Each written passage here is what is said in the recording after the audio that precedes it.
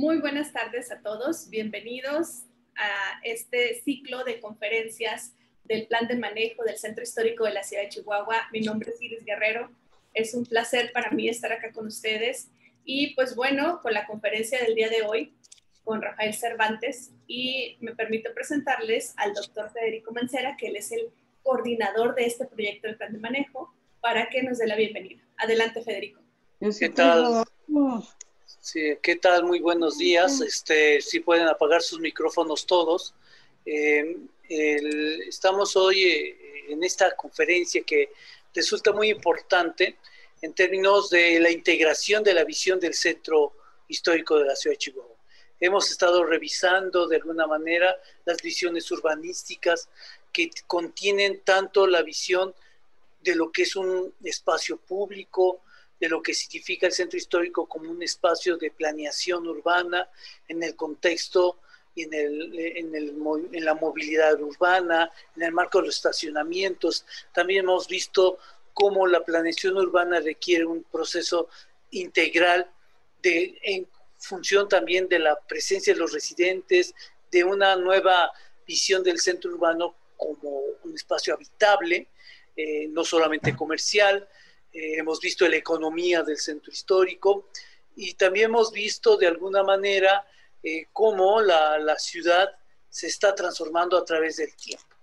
Y uno de los espacios que se han transformado de manera radical es esta pequeña región que se conoce como puerto, el puerto de San Pedro. Lo más interesante es que por qué se le llamaba puerto y todo el mundo pregunta por puerto. Y bueno, Rafael nos va a ayudar en eso. Y bueno, para eso invitamos a él, porque él tiene una experiencia muy amplia sobre este pequeño espacio del centro histórico. Ustedes, si gustan cerrar su micrófono, por favor. Aquí nosotros... Si gustan cerrarlo, por favor. Sí, es el texto. Bueno, voy a leer el currículum vitae. Aquí dice, bueno, él es Rafael Joaquín Cervantes Tapia, es antropólogo social por la Escuela Nacional de Antropología e Historia, en su momento Unidad de Chihuahua, hoy la Escuela de Antropología e Historia del Norte de México.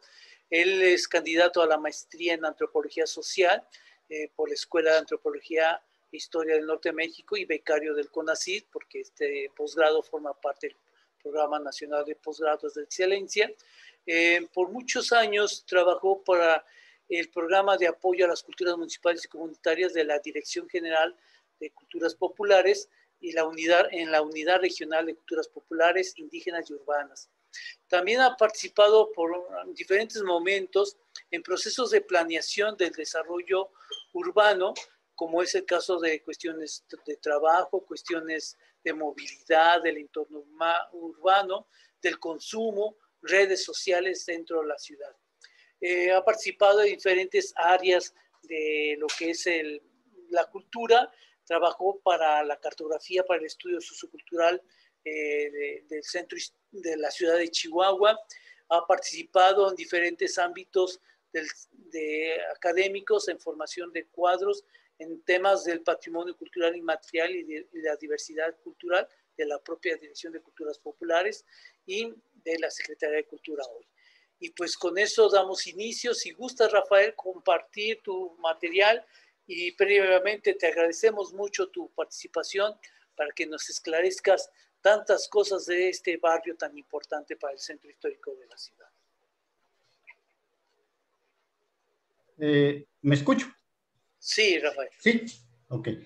Buenas tardes, muchas gracias por la invitación. Es un honor el compartir parte de un trabajo que realicé todavía como estudiante de la licenciatura en Antropología Social en relación a el centro histórico, que siempre me pareció muy interesante el saber, el indagar la manera en cómo los habitantes del barrio, no se ve la presentación, ¿verdad? ¿O sí? No, aún no. Ahí la comparto. el indagar sobre cuestiones relacionadas a la movilidad que en un momento histórico, en un momento de su contexto histórico del barrio, representaba sobre todo algunas cuestiones muy importantes, como por ejemplo la central camionera, la plaza de San Pedro, el ubicar en ese mismo espacio locales comerciales como ya no tan tradicionales dentro de la cuestión económica, como por ejemplo jarcierías, zapaterías, talabarterías, incluso llegué a ubicar una armería dentro de los límites del barrio. Y esto me llamó mucho la atención y más que nada el estar, la confluencia de actores sociales de la ciudad que se reunían en torno a la Plaza de San Pedro. Bueno, por un lado, esto fue un motivo de mucha atención para indagar, porque en ese entonces yo no tenía la idea de quiénes eran realmente los habitantes del barrio San Pedro. Hay dos, vamos a empezar por el nombre. Hay dos fuentes que recabé en cuanto a por qué Puerto de San Pedro. Si bien podemos recordar, en un inicio el barrio se asentó en la confluencia del arroyo La Canoa y del río Chubíscar. Entonces esto le daba una connotación como en temporada de lluvias, de un exceso de agua.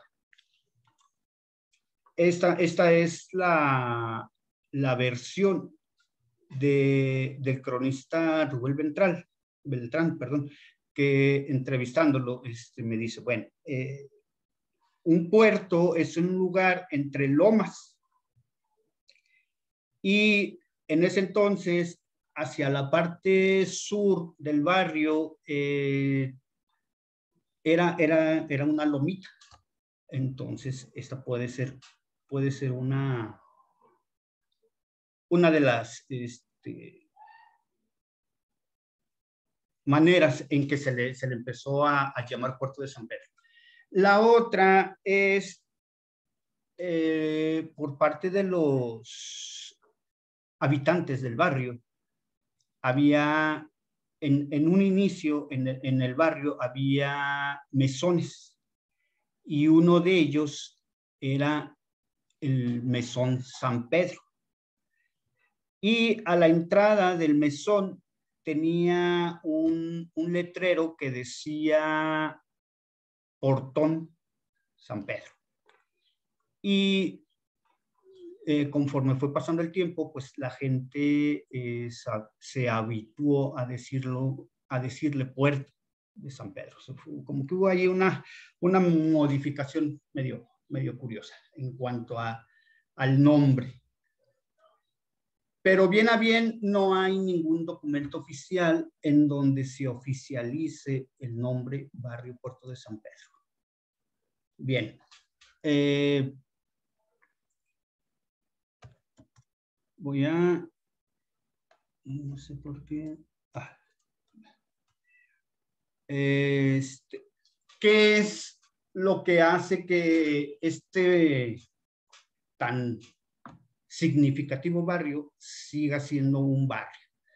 Hay elementos dentro de la teoría social en donde se da una relación hacia un barrio como un espacio con identidad que se diferencia de otros espacios. En la actualidad, pues, los barrios ya no son tan comunes el que se les asigne esa categoría, porque, bueno, pues son colonias, son fraccionamientos, son otro tipo de sitios en donde generalmente la gente no reúne estos requisitos, como es la identidad, el arraigo, apego, pertenencia, sobre todo la solidaridad, y además tener una referencia al espacio que los haga crear procesos simbólicos en donde las relaciones cotidianas están con el espacio mismo, ¿no? Se crea una simbiosis ahí de espacio, gentes, relaciones sociales, y ahorita voy a mencionar algunos elementos que para los habitantes son y han sido y fueron, porque en la actualidad pues muchos de esos espacios han desaparecido.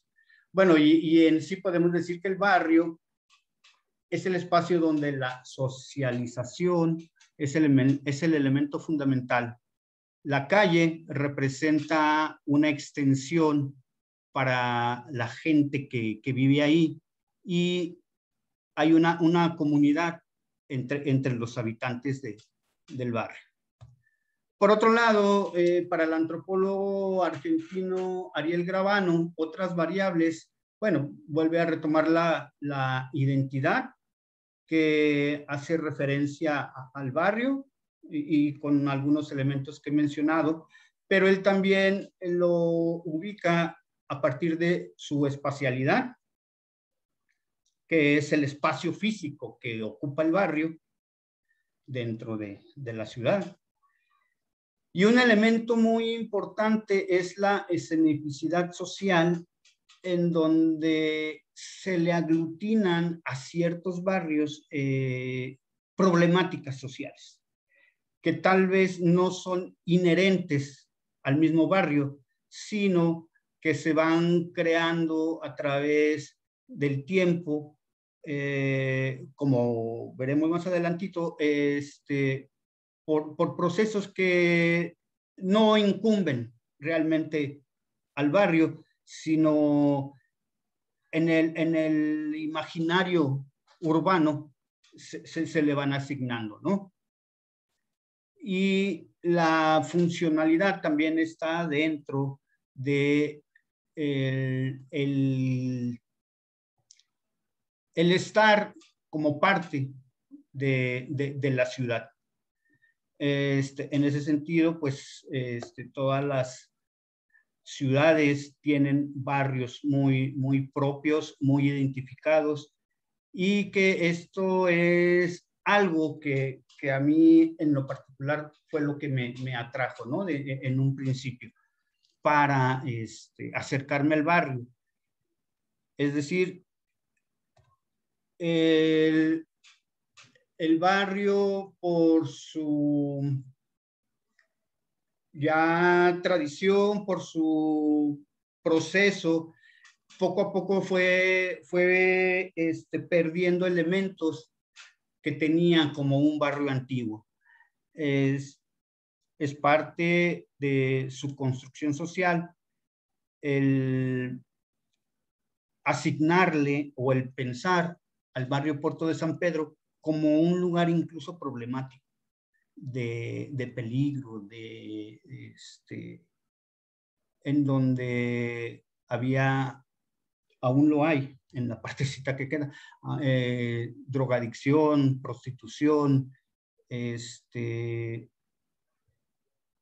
centro de personas de algún modo que eran mal vistas, ¿no? Entonces, esta parte fue, digamos que central para ubicarme y empezar a buscar personas, habitantes del barrio, y que me di cuenta que eran habitantes de hasta tercera, cuarta generación en el barrio. sus abuelos, sus bisabuelos, llegaron al barrio y ahí se establecieron con un sentido que les fue otorgando sentido de pertenencia, sentido de arraigo, sentido de solidaridad. Cuando inicialmente empecé a recoger esta memoria histórica de los habitantes, era una, ¿cómo decirles? El sentido de queremos ser escuchados, queremos que nuestra historia de nuestro barrio quede registrada porque tenemos tradición. El barrio no son las problemáticas que se le asignan. Hay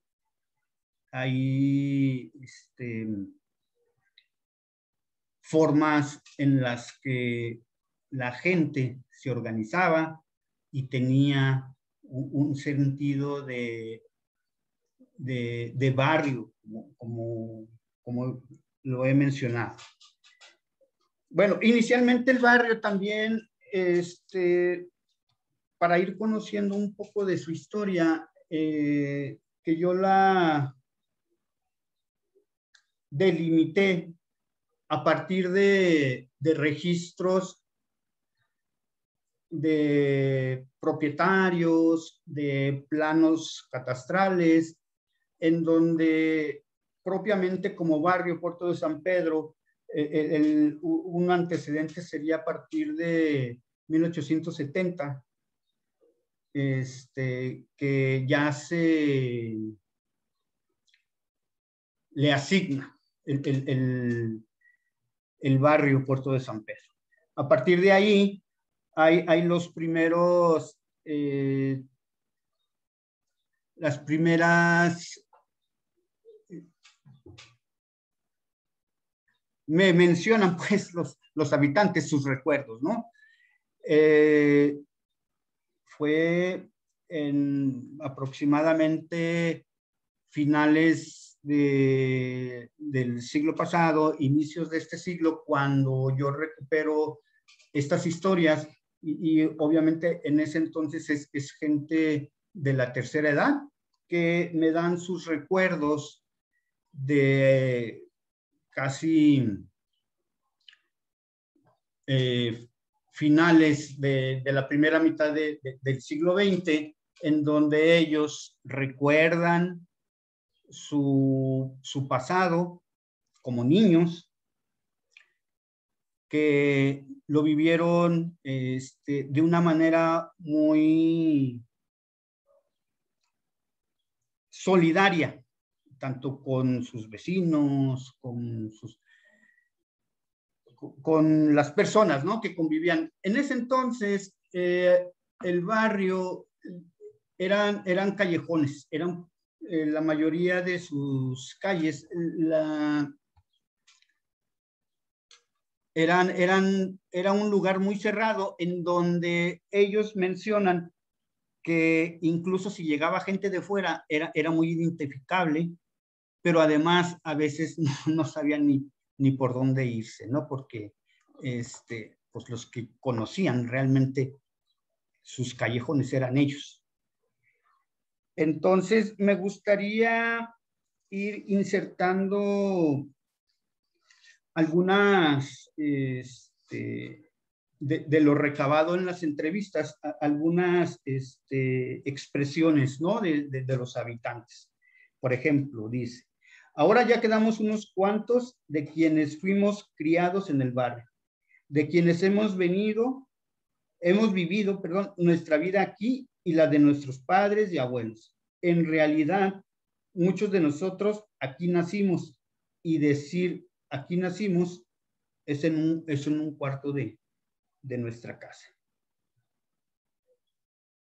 Y recuerdan incluso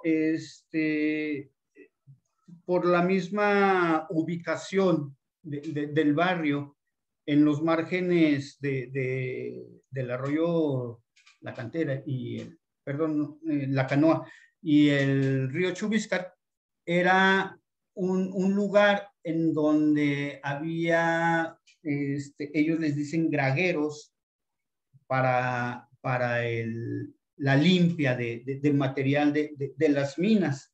Entonces esa también es una referencia muy importante en la que hay un recuerdo muy fuerte del origen, pues, del bar. Dicen que en las casas muy viejas hay barras de plata. Las casas no tenían norias, por ejemplo. En la noria de los Navarro, en la noria de San Pedro, se refiere del Mesón San Pedro y otras norias. Al haber quemadores de grasa en el barrio para la plata, es por eso que algunas personas han encontrado enterrada parte de la plata producida. Entonces, aquí también ya tenemos una referencia, ¿no? Hacia un pasado que ellos recuerdan. Perdón. Y como ahorita mencionaba, el estar con ellos en entrevistas, tanto de manera individual como de manera grupal, había una necesidad de estar sacando información sobre su barrio como una referencia a algo que tuvieron y que ya no tenían. Otra referencia es la Plaza San Pedro, que fue un lugar muy significativo para ellos. En un principio la plaza era como un solar de puro mezquite. Únicamente éramos niños y en ese entonces entre los del barrio lo arreglamos. Le hicimos mejoras con plantas, flores, árboles. También se pusieron unos juegos como una resbaladilla y un sube y baja, columpios, y se hizo un kiosco. Esto forma parte de cómo ellos, a partir de su historia, conforman su identidad como una práctica social que les daba el estar relacionados. Hay otro elemento muy importante.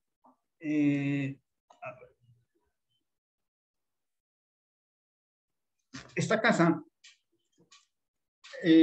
perteneció al señor Miguel Morgenstern, que él era de origen lituano, se nacionalizó en México en 1940, pero refieren los habitantes del barrio que era una persona que cuando él llegó a Chihuahua, llegó muy pobre, pero a base de su trabajo, él se fue haciendo cierta fortuna, y esta casa estaba ubicada dentro de un predio que se llamaba el predio de la Matanza. Este predio era de don Luis Terrazas, y el señor Miguel Morgenstern la compró a sus herederos, y él hizo su casa, que era una referencia, porque además era así como alguien que de llegar con un origen pobre, pudo lograr algo. Dice, por ese tiempo hubo un señor muy importante en el barrio. Todos lo recordamos mucho. Llegó con poco dinero, pero luego se hizo muy rico y ayudó a mucha gente del barrio. Era el señor Morgenstern, o Morgan. Regularmente así lo recordamos, como el señor Morgan. Al llegar a Chihuahua, era de origen pobre y vivía en el Hotel Hilton, junto a la escuela 138. Entonces, esta referencia a este señor es algo muy particular, porque si bien vemos la construcción, es lo que en otro tiempo, ya más actual, se convirtió en el Bar Tenampa. Y antes de su demolición, este bar estuvo deshabitado y fue objeto de que se metiera gente, a tomar, a drogarse, y como ahorita veremos, hay una, y bueno, como lo mencionaba en la escenicidad del barrio que menciona Ariel Gravano, es una parte que se le asigna a ciertos lugares para poder, que se pudo lograr la demolición de gran parte del barrio. Bueno, otra referencia muy, muy grata en los habitantes del barrio es la construcción del Colegio Patria. Cuando se iba a construir, los padres, en reuniones con los habitantes, llegaron a un acuerdo en donde los habitantes iban a participar en la construcción del colegio, y se les iba a dar educación a sus hijos. Pero aquí hay un elemento más importante, que es los habitantes también, para poder apoyar al Colegio Patria, determinaron hacer algo que ellos llamaron los Juegos de Facha. ¿Qué es los Juegos de Facha? Es algo que también me impactó mucho. Dice, cuando inició la construcción del colegio, se juntaba gente del barrio para ayudar en los domingos a trabajar. Juntaban piedra, agua, arena y todos los materiales que se necesitaron para la cimentación. También se ayudó con el gimnasio, porque se decía que era para los jóvenes del barrio. Este es el gimnasio San Pedro. Y la gente ayudaba en lo que podía, todos ayudábamos, porque había mucha solidaridad entre nosotros. Un evento en el que participábamos todos los del barrio y que reunía a mucha gente de la ciudad eran los Juegos de Facha. Dan una fecha, pero aquí yo difiero algo en esta fecha, porque dicen que es a partir del 54, y el Colegio Patria tiene fecha de construcción del 57. Bueno, en adelante se empezaron a realizar mujeres contra los negros, pero de puros hombres. Negros contra nenas, también le decíamos. Los que estábamos en el equipo de mujeres éramos hombres disfrazados. Primero se hacía un desfile que iniciaba en el barrio por la calle Juárez y se dirigía hasta la avenida Colón. Luego dábamos vuelta hacia el barrio Santo Niño. Ahí se anunciaba el evento para el día siguiente, lo que era un evento a donde asistía mucha gente. Se elegía una reina para el evento. Cada año se organizaba con un personaje en particular.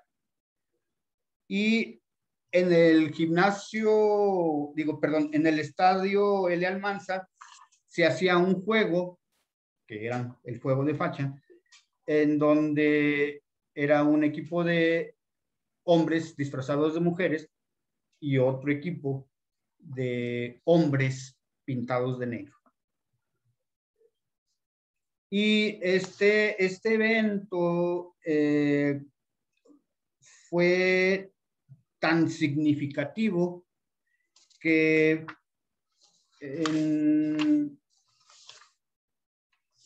bueno, ahorita lo mencionaré. Para 1968-69, el barrio, que en aquel entonces eran los callejones, se abrió. Se abrió la avenida Niños Héroes, que prácticamente era del barrio, y a donde está la construcción del señor Morgan, ahí topaba, y del otro lado era la avenida del Árbol. Y se abrió la avenida Décima. Con esto se tuvo una transformación muy sustancial del barrio, porque además se construyó la central camionera. Eso que reflejó que en el barrio se diera una serie de participación más urbana de los citadinos, ¿no? Todos tenemos, bueno, espero que todos tengamos así la memoria de la Plaza San Pedro como un lugar de referencia, ¿no? A donde decíamos, pues, ¿dónde te veo? Pues en la Plaza San Pedro. Y al abrirse de esta manera el barrio, hay, de alguna manera yo lo llamo como un repliegue de los habitantes. ¿Por qué? Porque a partir de entonces empiezan a llegar los comercios de venta de alcohol, los hoteles de paso y la prostitución.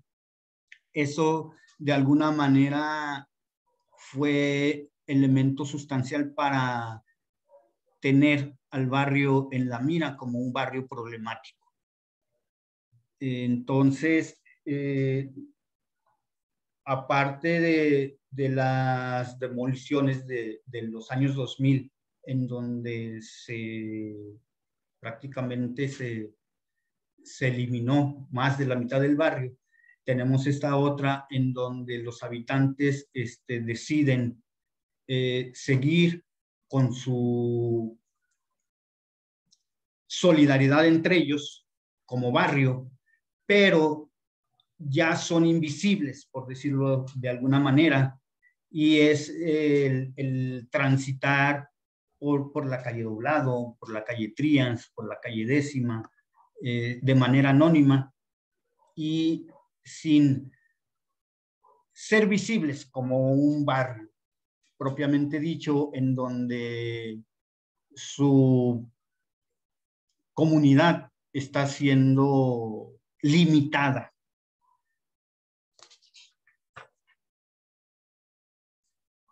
En ese sentido, tengo unas citas que quisiera compartirles en cuanto a cómo era el barrio antes de esta primera apertura de calles. El barrio era un espacio cerrado, formado por calles muy estrechas o callejones. El único espacio abierto que se tenía era la plaza, por eso era un barrio muy unido, por lo cerrado. Todos nos conocíamos muy bien y luego nos dábamos cuenta cuando venía alguien que no era del barrio. Pues por los estrechos de sus callejones o se perdían o batallaban para salir, además de que no los conocíamos. En ese entonces era un barrio fuerte. Mucha gente inclusive decían que peligroso, pero no era cierto. Lo que pasa que la gente de aquí era muy unida y no dejaba que la gente de fuera se metiera. Por ejemplo, la avenida Niños Héroes en ese entonces era un callejón y no tenía salida del barrio. O sea, que la avenida del Árbol topaba en la avenida Ocampo y hacia el barrio no entraba esa calle. Bueno, todas las calles eran callejoncitos. El Chubíscar no estaba canalizado, ni el arroyo, aquí hay otro, es el de la Canoa. Aunque nunca nos organizábamos formalmente, siempre estábamos al tanto de lo que pasaba en el barrio y tratábamos de ayudarnos en lo más que podíamos. No como ahora que ya ni conocemos a los que rentan sus cuartos en el barrio. O sea, en el barrio viven muchas personas, pero que rentan sus cuartos, salen a trabajar y solo llegan a dormir. Casi no los tratamos. A ellos les da igual dónde vivir por lo céntrico del espacio, ¿no? Entonces, esta primer parte de cómo vivían, habitaban, se comunicaban, es muy importante haberla conocido por viva voz de los habitantes, que ya creo que ya me falta poco tiempo, que ya para las expropiaciones que se dieron a partir del 2002 con modificaciones a su espacio,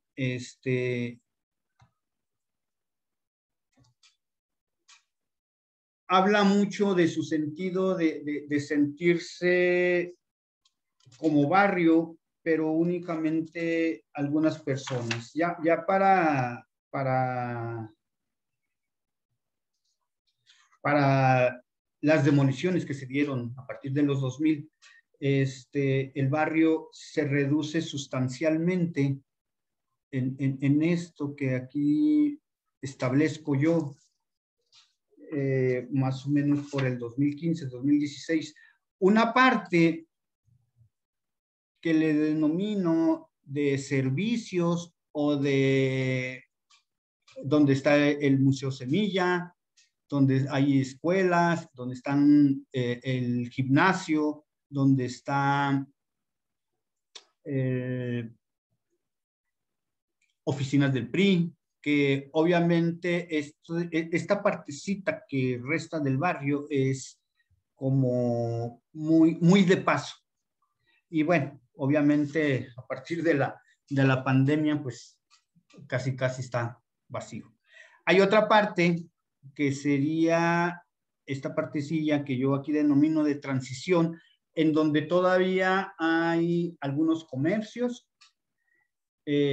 hay principalmente hoteles de paso y hay pues la prostitución. Y solamente resta de los habitantes este pequeño espacio que son 3 callejones, que es el callejón bueno, Privada Niños Héroes, no recuerdo ahorita, no veo bien el nombre, pero bueno, son 3 callejones en donde aún hay habitantes, digamos que originarios, que al momento de la primera apertura del barrio, por los 70s, algunos de ellos se replegaron en estos callejones y ahí siguen, ¿no? Y es como su espacio vital, porque a pesar de lo que aún se menciona, ellos lo consideran su espacio de identidad y de comunidad.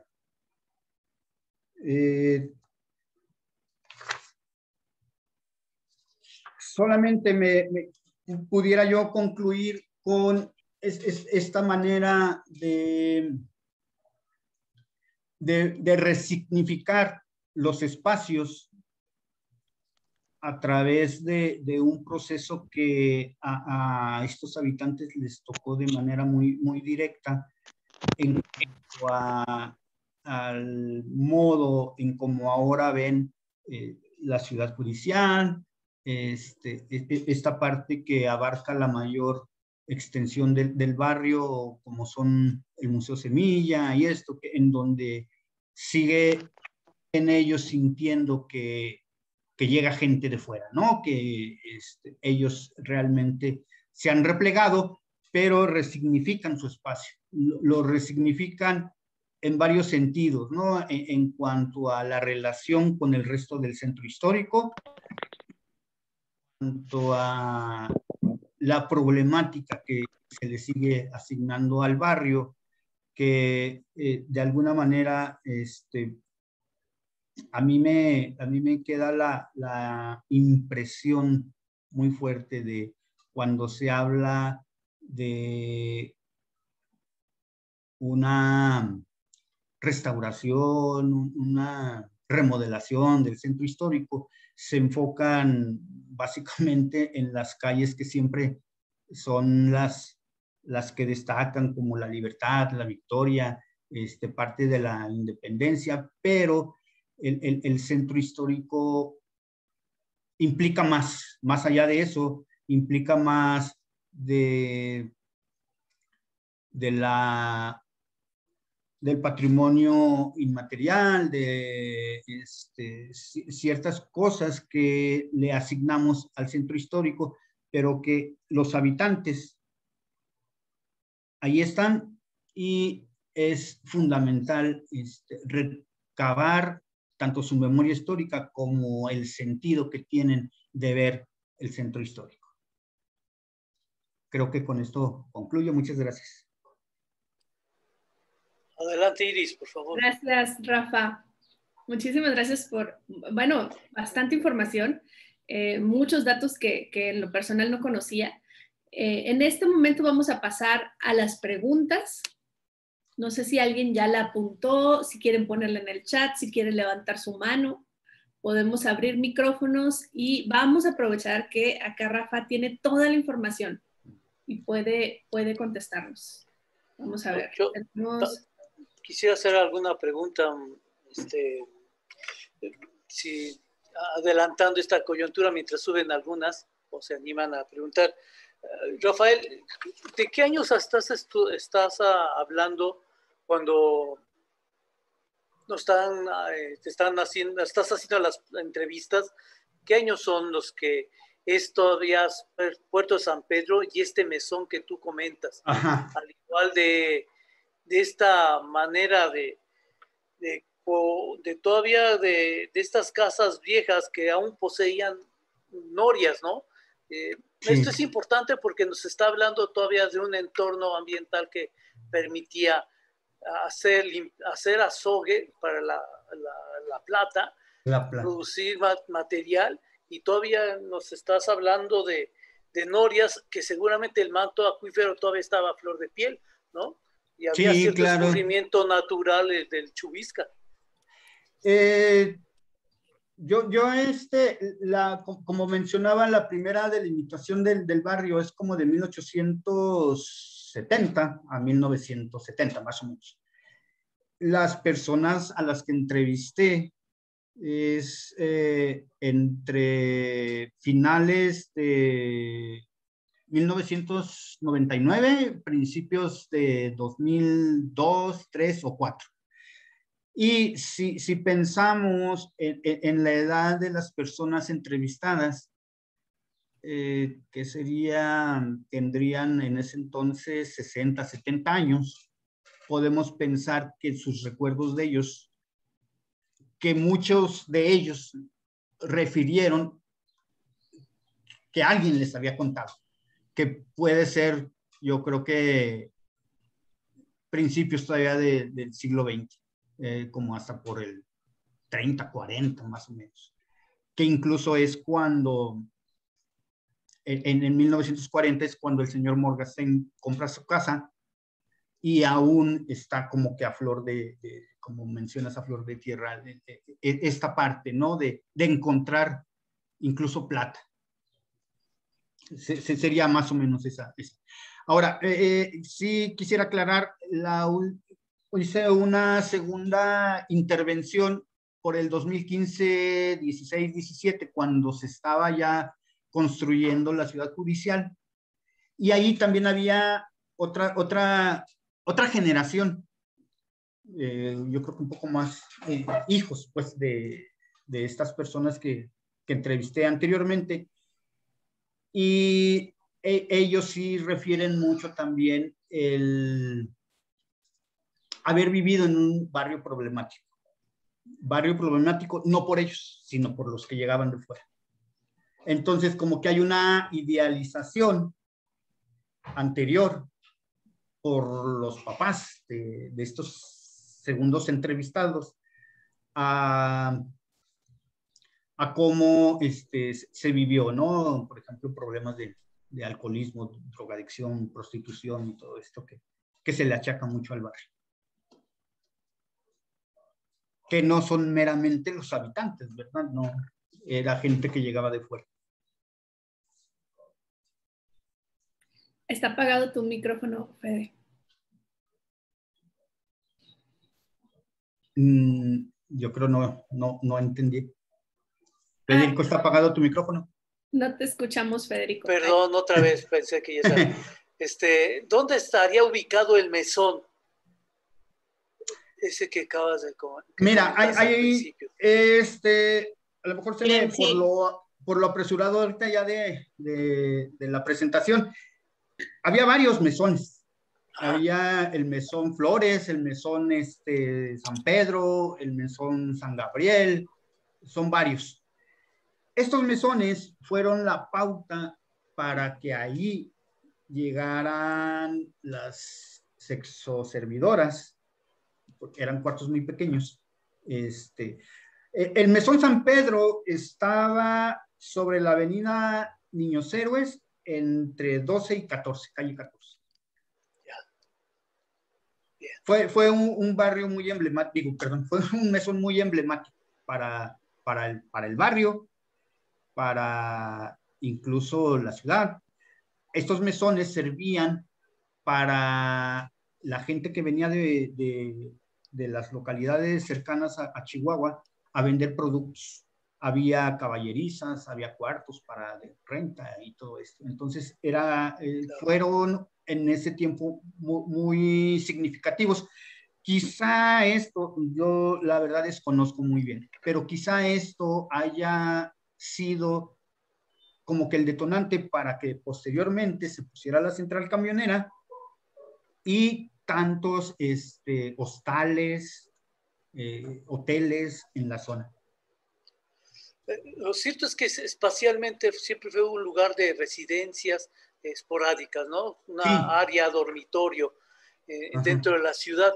Y eso lo relaciono con algún momento con el Camino Real de Tierra Adentro.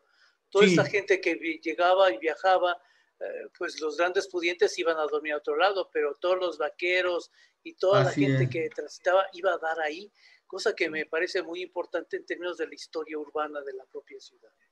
Sí, porque también incluso, bien que lo mencionas, recordemos la despedida que estaba acá por el Paseo Bolívar y todo eso, que era donde llegaban la gente pudiente, pero no se le ha dado el valor a estos mesones que fueron muy importantes, porque incluso allá a un lado estaban todos los mercados, ¿no? Entonces era un lugar de mucha recurrencia para ir de un lado a otro. Adelante, Iris. Muy bien, pues tenemos acá ya algunas preguntas, bueno, o algunos comentarios y preguntas en el chat. Nos dice Javier, buenas tardes. ¿Quiénes son las personas a quien entrevistó? Bueno, sí lo tengo documentado, ¿no? Pero volvería ahorita con relación a la pregunta de Federico. En los años finales de los 90, principios del 2000, eran personas de la tercera edad, y ya en el 2015 los hijos de esas personas, ¿no? No sé si quieran nombres o... Sería muy complicado nombrarlos a todos, pero... Claro, miran, y no tengo problema, porque yo desde que estuve haciendo mi investigación, platicando con ellos, es gente muy abierta, muy dada a expresar lo que vivieron, y desde el primer momento me dijeron, tú puedes decir mi nombre, no tengo ningún problema. Hubo entrevistas en lo individual, pero también hubo entrevistas grupales, y la gente muy entusiasmada, ¿no? Sobre todo antes de que empezaran las demoliciones, porque es cuando se reunía más gente. Muy bien, tenemos acá saludos de Mariana Villarreal, una compañera muy querida. Sí. Muchas felicidades, Rafa. Es muy interesante tu investigación. Es muy importante conocer la historia de este barrio. Gracias, Mariana, por estar acá. Y te pregunta, con referente a esto que acabas de decir, te pregunta Pablo Ortega, Rafael, para preguntarle si publicó la investigación y para tener referencia del trabajo. ¿Dónde tener referencia del trabajo? Pues está publicada como mi tesis de licenciatura. Entré al premio Chihuahua, pero no salí aprobado. Mi intención sí es, sobre todo es como una deuda para las personas del barrio, ¿no? Tratar de ver algún otro mecanismo para publicar.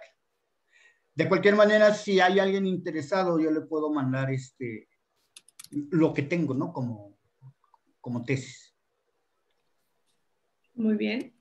Muchísimas gracias, Rafa. Tenemos, no sé, bueno, pues saludos, y te mandan saludos y felicitaciones, pero también me gustaría que, no sé quién quiera abrir su micrófono y hacerle algún comentario.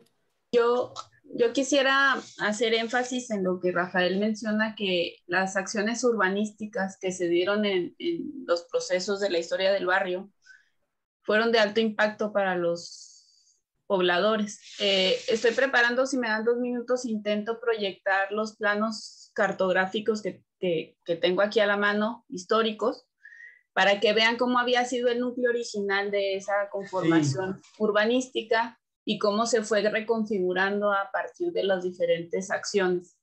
Deme 2 minutitos para que podamos explorar ahí, inclusive ver si nos logras ubicar los antiguos mesones y poder tener a lo mejor una explicación de precisamente ese tránsito de salida de la ciudad o de llegada que propiciaba que existieran los mesones ahí, ¿no? Sí, sí, cómo no. Y yo, la verdad, sí estuve batallando un poco para incluir ese tipo de cartografía, pero sí tengo aquí una referencia en lo que publiqué en mi tesis de algunos mesones, ¿no? Muy bien, en lo que nos ayuda Anaeli con ese plano, con ese Google, me imagino, Google Maps. Acá te dice Javier, soy nacido en el barrio, por eso la pregunta. Bueno, perdí contacto con la familia, por eso el interés de los entrevistados. Ah, pues perfecto. No sé si igual y puedan ahí ponerse en contacto con Javier. Sí, sí, sí. Yo recurrentemente voy al barrio y todavía tengo ahí personas en contacto. Desgraciadamente, de la parte donde está la ciudad judicial, pues la mayoría se fue, ¿no? Pero bueno, en lo que pueda yo ayudarle, estoy a la orden. Rafael, te preguntan datos más específicos de la investigación, te preguntan cuál fue la metodología para hacer la investigación, si iniciaste con entrevistas de manera casual o a partir de datos recabados, si realizaste la investigación ya de fechas y datos concisos. Todo esto lo pregunta Tania Belgis. Como estudio antropológico, surge por cuestiones de que te atrae un tema, ¿no? No tenía ningún dato preciso, perdón. Inicié frecuentando el barrio, haciendo recorridos, y fue mi sorpresa encontrar gente muy amable que me abría, en cuanto tocaba sus puertas, abría la puerta y me decían, sí, le queremos compartir nuestra historia y le podemos contactar con más gente. Hice una revisión en el registro público de la propiedad para ubicar algunas casas en específico que estaban como para ser demolidas y ayudar a los propietarios. De hecho, tengo un dato muy curioso. A ver si la puedo poner, permíteme. Una casa que hice una denuncia, por decirlo así, no se ve. No.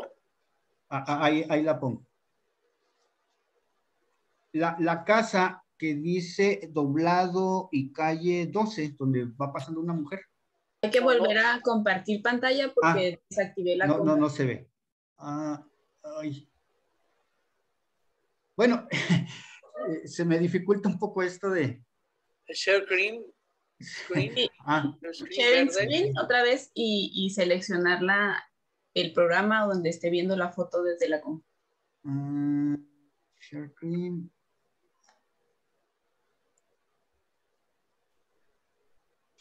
Ay, no la puedo ubicar. Bueno, fui a hacer la denuncia ante, de manera personal al Heraldo y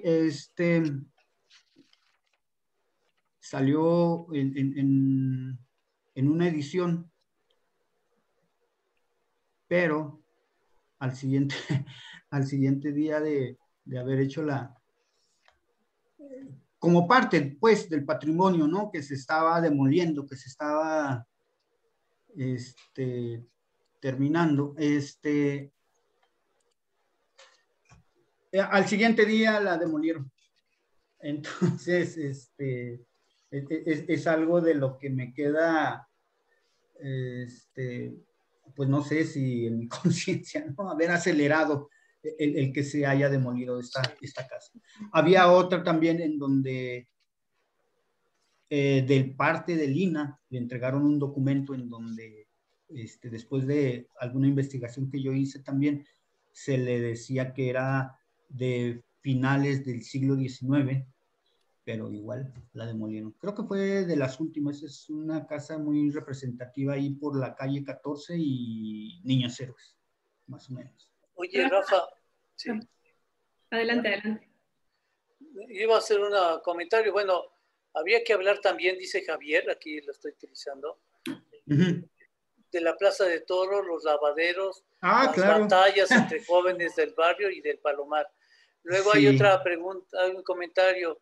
Bueno, también Pablo Ortega, el maestro, está pidiendo poder tener contacto contigo, ahí dejó su correo electrónico.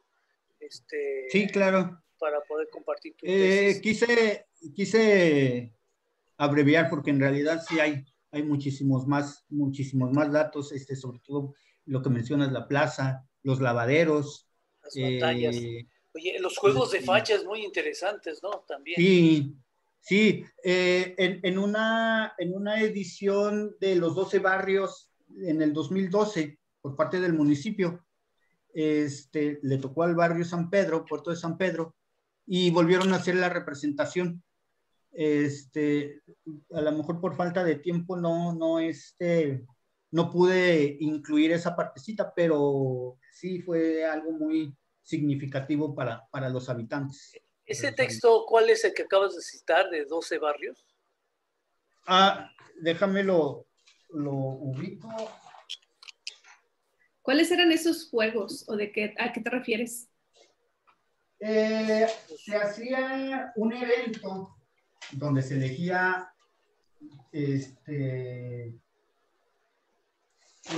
una reina del barrio y se hacía un desfile inicialmente un día. Se hacía un desfile por la Niños Héroes y la OCAM. Al siguiente día, ese mismo desfile concluía en el estadio de béisbol Manuel Bernardo Aguirre, no, el Almanza, en donde se hacía un juego de béisbol, en donde una parte un equipo, pues, eran hombres disfrazados de mujer, y la otra parte eran hombres pintados de negro. Mira, te doy la cita, en el 2012, barrios tradicionales, con fecha viernes y sábado 10 del 2012, pero no tengo el mes. Te lo envío, Federico. Lo agradecemos mucho, muy amable. Sí, eran muy interesantes. Y bueno, después de que me lo mencionaban y luego ya haberlos visto en esta fecha, se me hizo muy, muy considerable, pues, de cómo, de algún modo, para ellos sigue siendo algo muy significativo los juegos de facha. Es, digamos, parte de la memoria histórica de la ciudad, que no se conoce. Y bueno, pues, ¿por qué no seguirlos haciendo?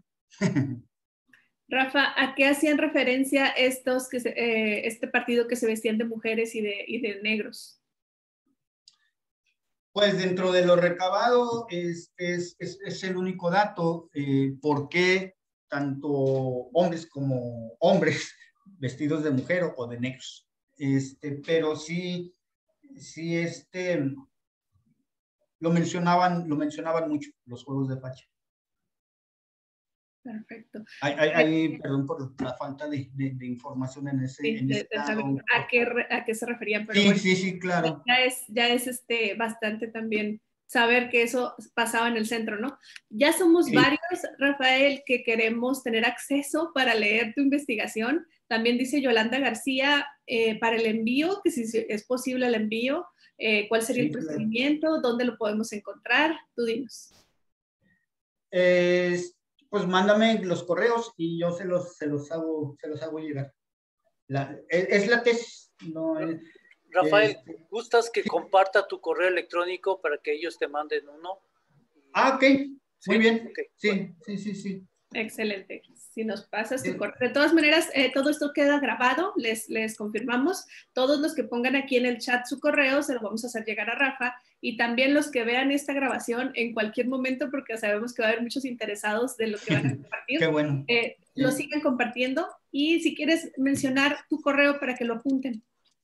Se lo voy a deletrear. Es JOA, minúsculas, _ RACE @hotmail.com. Y lo pongo. Muchas gracias. Anaeli, no sé si tienes ya ahí listo. Sí, ese. Muy bien. Te preguntan, Rafa, si eres de ese barrio, tú o tu familia. No, soy de la Ciudad de México.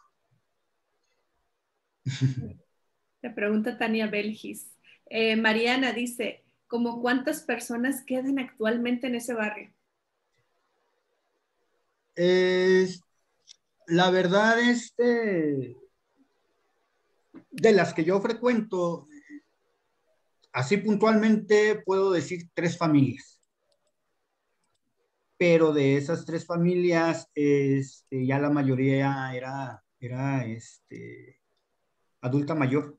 Entonces, creo que sería muy interesante ver la postura de, si es que hay niños, en cuanto al barrio, porque la transformación sigue dándose en el centro histórico y es algo que también quería mencionar como parte del proceso de formar una nueva identidad hacia el barrio, hacia el centro histórico, porque está cambiando y ya no hay los mismos elementos que identificaba a la gente como parte del centro histórico y esto le da una nueva resignificación al espacio y a cómo hacemos uso de él, a las prácticas sociales.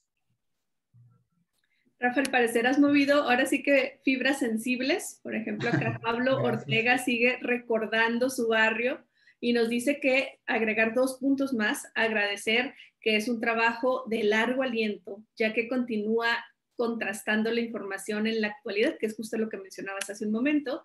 Y segundo punto, ¿cuál era el contexto de los intereses de sus compañeros en la licenciatura de la ENA? Sí, o sea, creo que qué más investigaron, ¿no? En esa... en realidad, nunca hicimos algún proceso ahí de intercambio de mi información. Al momento antes de titularme, sí había el interés por conocer el barrio, pero pues fue lo más que pude recabar yo, pues, de mis compañeros de antropólogos, pues. Aunque sí hay un interés muy centrado en dar a conocer, ¿no? Vuelvo a mencionar, para mí fue muy significativo cómo las personas del barrio estaban tan dispuestas a compartir su historia. Y no era, en el momento de las entrevistas grupales, no era una persona, ¿no? Eran alrededor de 20 personas, ¿no? Y llegaban, aparte de las personas adultas, llegaban jóvenes y niños, ¿no? Y todos con ese interés de que se conociera, pues, su barrio. Estoy viendo el planito y aquí en donde tiene un 40, o yo así lo veo, bueno, ya me lo, de aquí,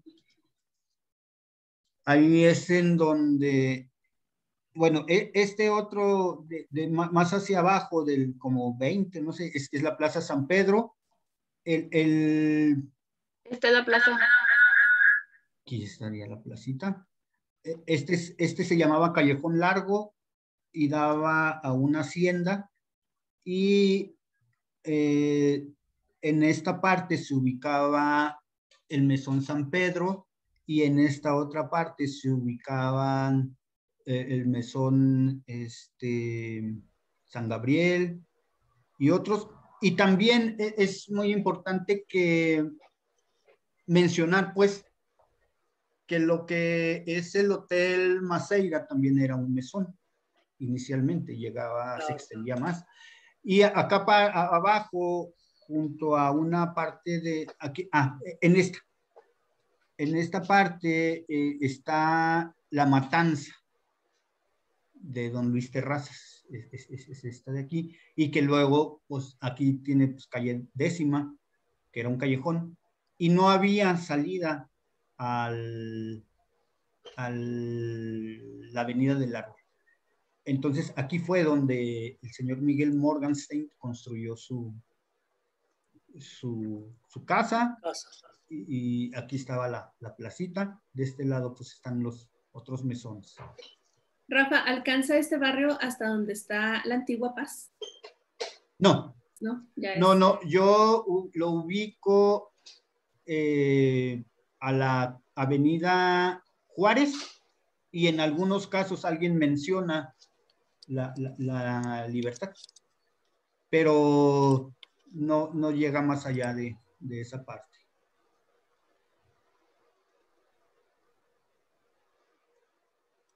¿1941 es este? Sí. Aquí todavía no se da la transformación del canal. No fue, incluso si bien damos cuenta de la confluencia del río Chubiscar y el arroyo de la Canoa, se les inundaban las casas, les llegaba muy adentro cuando era temporal de lluvias, y mencionan mucho eso, que les llegaba el agua. Lo que se nota para este año con respecto a lo que todavía permanecía en esta área que era verde, y incluso un parque público que había en esta zona, ya se empieza a lotificar.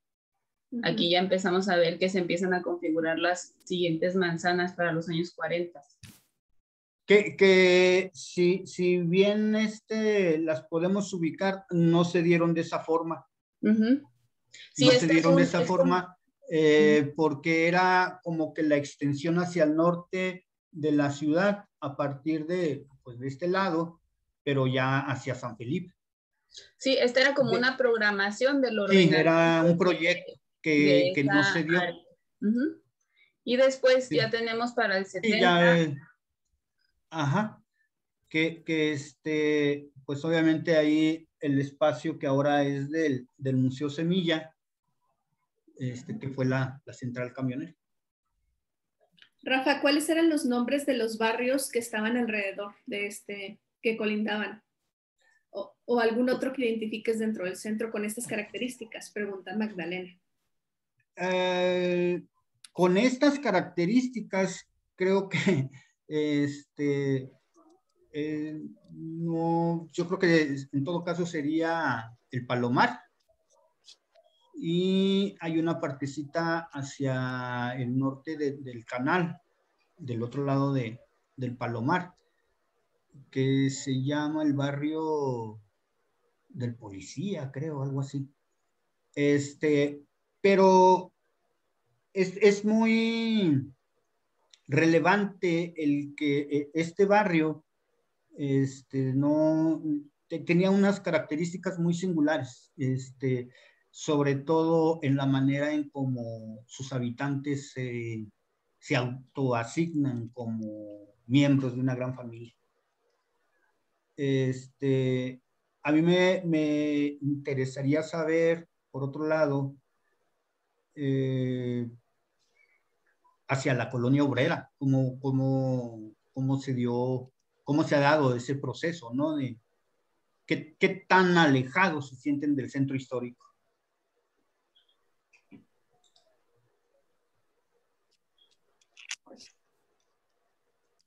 Este mapa ya, ¿de qué año es?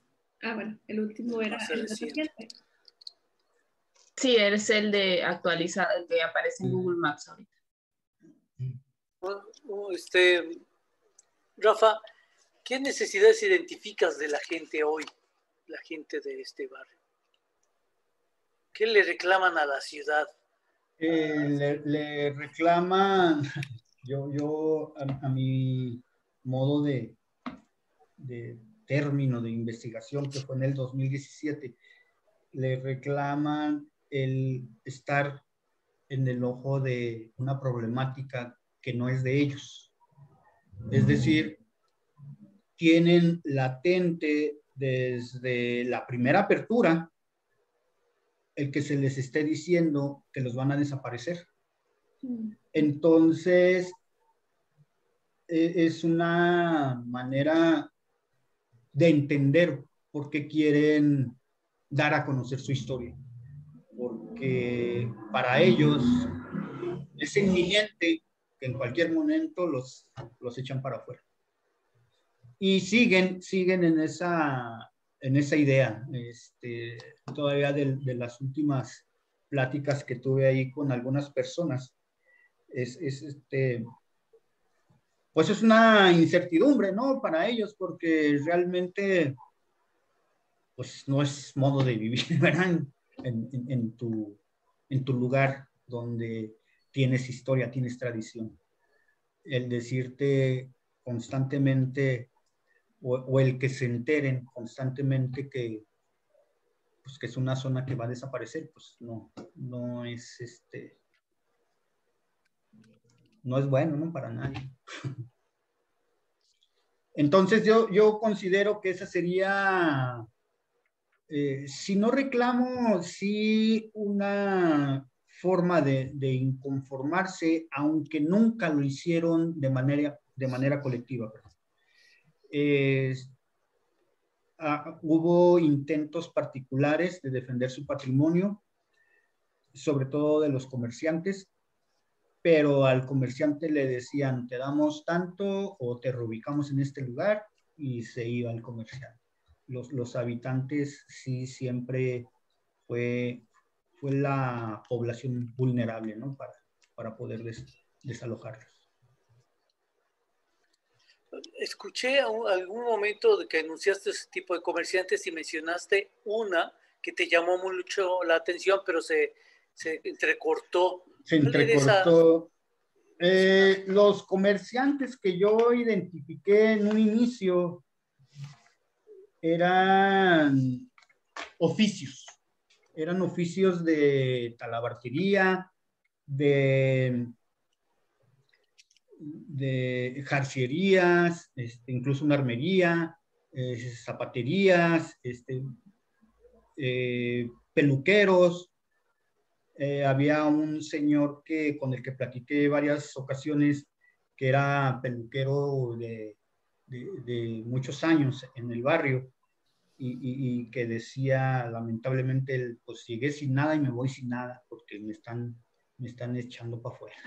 Entonces sí me llamaba, pues me intrigaba, porque pues ahora donde uno compra sus cosas es en el centro comercial, ¿no? Ya no vas por un zacate, ya no vas por cosas tradicionales, ¿no? Entonces era lo que también me llamaba la atención, además de los habitantes. Y que se fueron de alguna manera ahí entrelazando la información para ir obteniendo más datos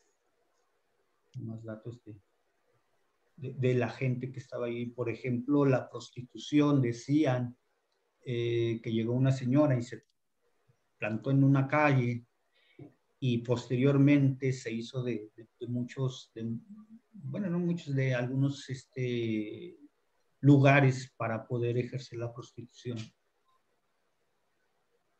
Y en fin, ¿no? Pues es mucha la información que queda por compartirles. Pues muchas gracias, Rafael. Si quieres cerrar, Iris. Sí, pues bueno, ahora sí que por nuestra parte le agradecemos tanto a Rafael Cervantes por compartirnos su investigación. Antes de terminar, me gustaría, por motivo de la grabación, pedirles una fotografía a quien guste encender su cámara en este momento para poder tener acá evidencia. Gracias a Pablo Ortega, que ahí ha estado también muy atento, ya lo hemos estado viendo. Gracias, de verdad. Ahora sí que en estos tiempos en los que ya no hay tanto contacto, se agradece ver ojos y sonrisas y caras en las personas que están participando. Gracias. Bueno, ahí va la foto, ¿eh? Ahí va, a las 3. 1, 2, 3. Listo, pues muchísimas gracias. Permíteme, Iris, permíteme. Está el maestro Leo Zavala, ya aprendió ahí su video. Él es un gran promotor del patrimonio cultural y ya solicitó tu tesis. Creo que va a ser muy importante comunicarlo. Está Ordado Quevedo, que también es conocedor de las transformaciones de los barrios del centro histórico. Tania Belgis, de la Secretaría de Cultura. Propio Pablo Ortega, gracias por tu presencia. Faltaron tus estudiantes, Pablo. En fin, gente de COEPI, Mariana Villarreal, muchas gracias por estar presentes. Y bueno, vuelvo a insistir, muchas gracias, Rafael, por tu participación. Es una aportación extraordinaria a tu trabajo y te vamos a pedir el apoyo para poder consultar con los amigos del barrio, hacer sus opiniones, porque resulta que estamos haciendo entrevistas por barrio. Yo creo que es uno de los, y que tenemos identificado como un sector de gobernanza muy importante a tomar en cuenta, ¿verdad? Y bueno, muchas gracias. Nuevamente, muchas gracias a todos. Iris, ahora sí cerrar. No, pues listo, gracias a todos por acompañarnos. Recuerden que esto va a estar grabado, lo pueden encontrar en el YouTube del Plan de Manejo de la Ciudad de Chihuahua. Y pues estamos a su disposición para cualquier duda o pregunta, compartir la investigación que nos va a ser tan amable de compartir Rafael Cervantes. Gracias y que tengan una muy buena tarde. Que no se pierdan la próxima conferencia. Oh, bueno, perfecto. Aquí les comparto la próxima conferencia. Gracias, Anaeli, por recordarlo. Estamos por terminar las conferencias de este mes, pero tenemos aquí, les comparto, de hecho aquí está presente en la sala la próxima conferencia que viene siendo, tenemos la de Ciudad Cercana, aquí lo hago más cerca, Ciudad Cercana y Centro Histórico de la Ciudad de Chihuahua, con Carlos Hernández. Y en agosto tenemos la del antropólogo Eduardo Quevedo, Transformaciones socioespaciales del Centro Histórico de la Ciudad de Chihuahua. Los registros ya están abiertos, pueden registrarse en cualquier momento y los esperamos para poder estar presentes en estas conferencias. Y pues bueno, ahora sí que gracias por participar y que tengan una muy bonita tarde. Gracias.